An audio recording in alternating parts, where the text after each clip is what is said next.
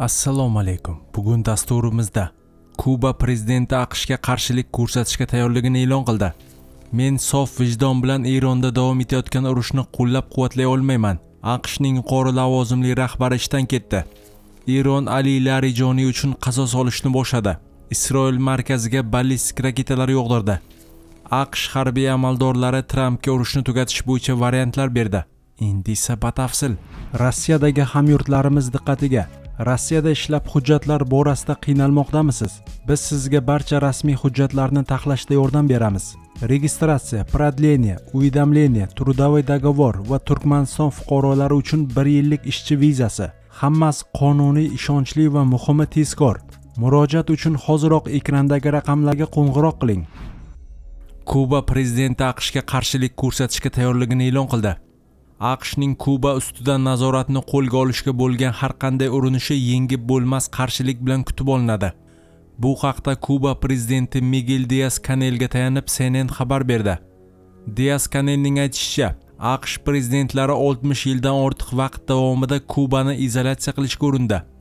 Endi esa Washington mamlakatning iqtisodiy zaifligidan bahona sifatida foydalanib uni egallashga harakat qilmoqda. Butun xalqqa qarshi jamoaviy jazo sifatida qo'llaniladigan shafqatsiz iqtisodiy urushni faqat shu tarzda tushuntirish mumkin.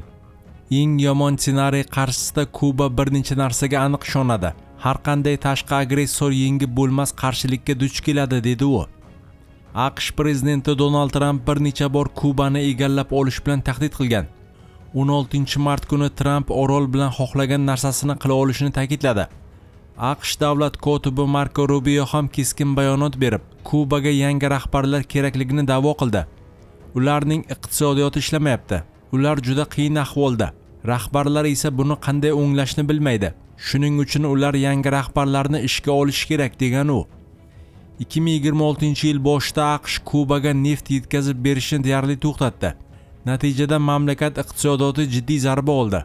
Eskirgan elektr tarmog'i esa asosiy yoqilg'isiz qoldi. Orolning 10 millionlik aholisining aksariyati 16-mart kuni elektr ta'minotisiz qoldi. Aholi sham yorug'ida gazda ovqat pishirishga majbur bo'ldi. Mamlakatda o'quv soatlari qisqartirildi. Yirik sport musobaqalari qoldirildi. 17-mart kuni tushdan keyin Gavana shahri va ba'zi joylarda iste'molchilarning taxminan 55% elektr ta'minotiga qaytdi. Kubaliklar bir necha oydan beri tez-tez elektr uzilishlariga duch kelmoqda. Men sof vijdon bilan Eronda davom etayotgan urushni qo'llab-quvvatlay olmayman. AQShning yuqori lavozimli rahbari ishdan ketdi. AQSh Milliy aksilterror markazi direktori Joe Kent Erondagi urushga qarshilik bildirib, o'z xohishi bilan iste'foga chiqdi. Bu haqda uning o'zi X ijtimoiy tarmog'ida ma'lum qildi. Men sof vijdon bilan Eronda davom etayotgan urushni qo'llab-quvvatlay olmayman. Eron mamlakatimizga bevosita tahdid solmagan va biz bu urushni Isroil hamda uning nufuzli Amerika lobbisi bosim ostida boshlaganimiz aniq, deb yozdi Kent. U o'z postiga Donald Tramp nomiga yozilgan iste'fo arizasining nusxasini ham ilova qilgan. New York Times nashrining yozishicha, Kent Eron bilan urush sababli iste'foga chiqqan Tramp ma'muriyatidagi birinchi yuqori lavozimli amaldor bo'ldi. U AQShning amaldagi tashqi siyosatidan noroziligini ochiq e'lon qilgan ilk rahbarlardan biri hisoblanadi. Ushbu markaz Markaziy razvedka boshqarmasi, Federal qidiruv byurosi, Pentagon va Ichki xavfsizlik vazirligi xodimlarini birlashtiruvchi strategik tuzilmadir. Markaz AQSh Milliy razvedkasi direktori Tulsi Gabbard idorasining tarkibiy qismi hisoblanadi. Joe Kent Gabbardning asosiy maslahatchisi sanalib, ma'muriyat ichida ancha vazmin va ehtiyotkor tashqi siyosat tarafdori sifatida tanilgan edi. Hozirda Tramp jamoasida Eron bilan urush borasida turlicha qarashlar mavjud. Masalan, Tramp vitse-prezident J.D. Vance bilan bu borada falsafiy kelishmovchiliklar borligini tan olgan. Vance ochiqchasiga Islom Respublikasiga hujumni qo'llab-quvvatlayotgandek ko'rinsa-da, yopiq eshiklar ortida bunga faol qarshilik ko'rsatib kelmoqda. U AQSh yangi urushlarga aralashishdan ko'ra ko'proq ichki muammolarga e'tibor qaratish zarurligini ta'kidlagan. Eron Ali Larijoniy uchun qasos olishni boshladi. Isroil markaziga ballistik raketalar yog'dirdi. Tel Avivdan sharqda joylashgan Isroilning Ramat Gan shahrida Eronning raketa zarbasi oqibatida jarohat olgan bir erkak va bir ayol vafot etdi. Bu haqda Isroilning qutqaruv xizmati 18-mart chorshanbaga o'tar kechasi xabar qildi. Tel Aviv yaqinida joylashgan yana bir shahar Bnei Brakda xuddi shu qutqaruv xizmati ma'lumotiga ko'ra qo'lidan yengil parcha jarohati olgan erkak kasalxonaga olib ketilgan. Shuningdek, raketa zarbasi Tel Avivdagi Savidor temiryo'l stansiyasiga ham zarar yetkazgani xabar qilinmoqda. Ushbu stansiya orqali poyezdlar harakati vaqtincha to'xtatildi. Ommaviy axborot vositalari xabariga ko'ra, Isroilning markaziy qismida yong'in xizmati raketa hujumlari tufayli yuzaga kelgan bir nechta yong'inni o'chirgan. Isroil mudofaa armiyasi o'zining Telegram kanalida vayronaga aylangan temiryo'l stansiyasida qutqaruv xizmatlari ishini aks ettiruvchi fotosuratlarni e'lon qildi. DPA agentligi qayd etishicha, Isroil tomoniga uchirilgan raketalarning aksariyati havo hujumidan mudofaa tizimi tomonidan tutib qolingan. Biroq mamlakatning markaziy qismida bir nechta nishonlarga tegish holatlari ham qayd etilgan. Isroil harbiylari aholini bu hujumlar sodir bo'lgan joylarga yaqinlashmaslikka chaqirdi. Shu orada Eron televideniyasi Islom inqilobi muhofizlari korpusi bayonotini efirga uzatdi.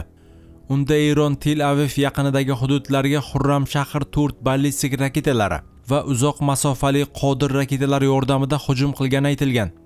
Islom inqilobi muhofizlari korpusi bu hujumlarni Islom Respublikasi Xavfsizlik kengashi kotibi Ali Larijoniyning yo'q qilinishi uchun Isroildan olingan qasos deb atadi. 18 martga o'tar kechasi davomida turli davlatlar rasmiylari ma'lumotiga ko'ra, havo hujumidan mudofaa kuchlari Kuvayt, Saudiya Arabistoni, Bahrayn va Birlashgan Arab Amirliklarida, jumladan Dubayda ham ishga tushirilgan. AFP agentligi ham o'z muxbirlariga tayanib Dubayda bir nechta kuchli portlashlar yuz bergani haqida yozmoqda. 18 mart kuni Avstraliya bosh vaziri Anthony Albanese mahalliy vaqt bilan soat 9:15 da Eron snaryadi Birlashgan Arab Amirligidagi Al-Minhat aviabazasi yaqiniga tushganini ma'lum qildi. U yerda Avstraliya harbiylari joylashgan. Shu bilan birga Saudiya Arabistoni Shahzoda Sulton nomidagi aviabaza yaqinida ballistik raketa tutib qolinganini ma'lum qildi. Ushbu bazada AQSh harbiy xizmatchilari va jangovar samolyotlari joylashgan. AQSh harbiy amaldorlari Trampga urushni tugatish bo'yicha variantlar berdi. AQSh harbiy mulozimlari prezident Donald Tramp uchun Erondagi urushni to'xtatishga doir turli variantlarni tayyorladi. Bu haqda maxfiy rejalardan xabardor bo'lgan 6 nafar manba NBC News telekanaliga ma'lum qildi. Yaqin Sharqda mojaro ko'lami kengayib, Eron strategik jihatdan muhim bo'lgan Hormuz bo'g'ozini nazoratda ushlab turgan bir paytda urushni yakunlash shartlari va muddatlari hamon noaniqligicha qolmoqda.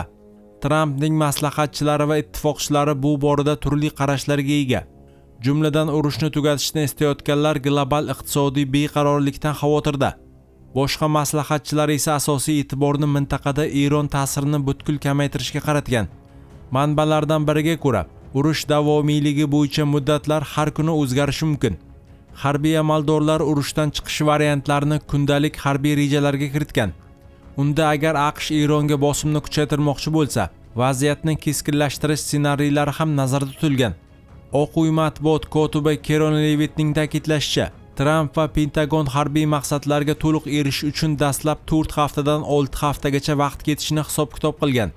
AQSh harbiylari ulkan ishni amalga oshirmoqda va bu muddat o'z kuchida qolmoqda. Operatsiya bosh qo'mondon maqsadlarga erishilgani va Eron tahdidlari bartaraf etilganini aniqlaganida to'xtatiladi, degan Levit.